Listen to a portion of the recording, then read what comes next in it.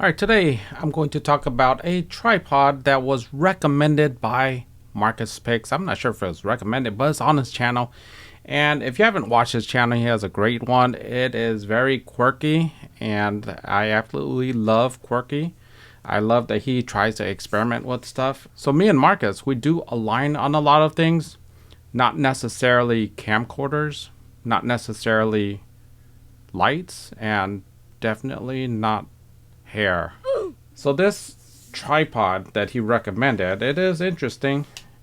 It is a conventional tripod, and I have something similar to this already. It's the MePhoto, and MePhoto makes something like this already, and I believe it's discontinued. I love the bright colors of it, but this thing, I believe it weighs like 900 grams. It weighs significantly more than this for some reason, and it only gets a little bit taller. I mean, it does have like thicker feet, and maybe that contributes to the weight, but I didn't like this one because I'm not able to replace a tripod head, and this head has been replaced already with this little Linko one. I want the absolute lightest system I can get for travel, and I wanted to compare this thing next to my own quirky video of tripods, and that is with these bullet style tripods.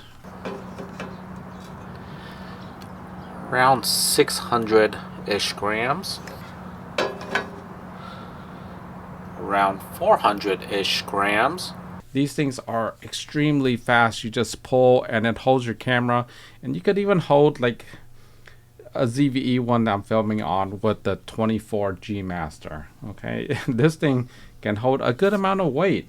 The only thing is that, well, it's not a full-size tripod. So in this video, we're going to experiment and we're going to look at the differences.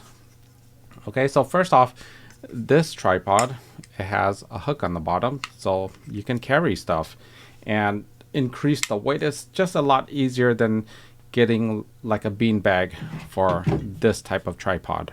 Okay, so by the way, this is the Q160D micro SLR tripod. That's the name of it. It's an odd name, but whatever. It is versatile, can be used with micro SLR cameras, digital cameras, mobile phones, and digital video. Portable, lightweight, compact design, stable, adjustable, durable. Okay, so that's the description of this little tripod. Okay, so there's some things that you should know about this tripod, and like I said, the feet is smaller than conventional. It feels a bit mushy on the bottom. Like if you push it in, usually tripods are extremely stiff, but this one can go in a little bit.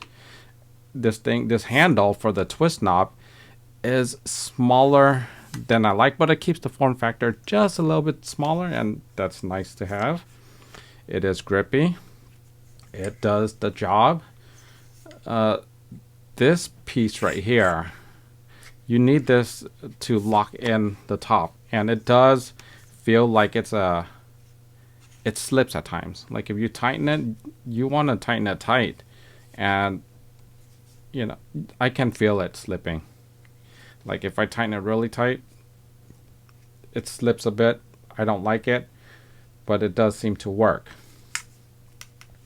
Okay, so the leg locks right here, it's the pull type mechanism, and it is a really stiff pull. So I don't know if you like that type of things. I know there's some with the lever that you can just push and then move freely. This is not it. It's like an old style, old school Gitzo. You remember those high-end tripods? This is how they do it. They don't have any spring mechanism. You just pull, adjust, depress. That's it. And it works fine. Okay, so when you're comparing the speed, of course the three-legged tripod has the larger base, and so it's going to take more time to open up and set up, and that's one of the things I don't particularly like about conventional style tripods. However, this thing is still a lot faster than maybe one of those locking leg lock type of tripods by Peak Design or Really Right Stuff tripod that's carbon fiber and has those spinny wheels for each section of the leg. This thing is, you do it all at once. So you just pull it and you lock it. But if you're comparing it to this type of tripod, the setup time isn't going to be as fast. It's definitely not going to be as fast when you manipulate the height.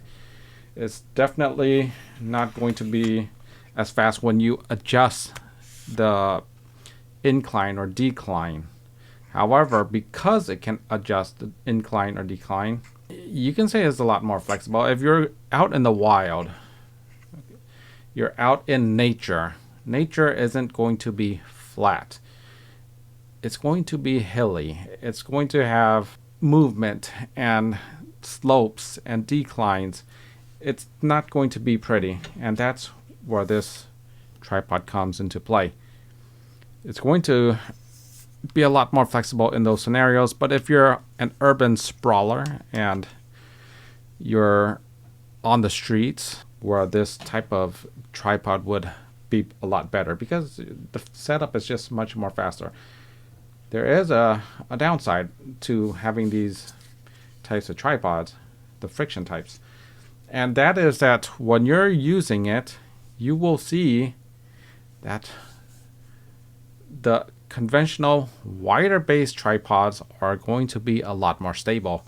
Granted, this one isn't particularly stable compared to conventional tripods. I have a Really Right Stuff tripod. It costs a lot more. It's a lot stable.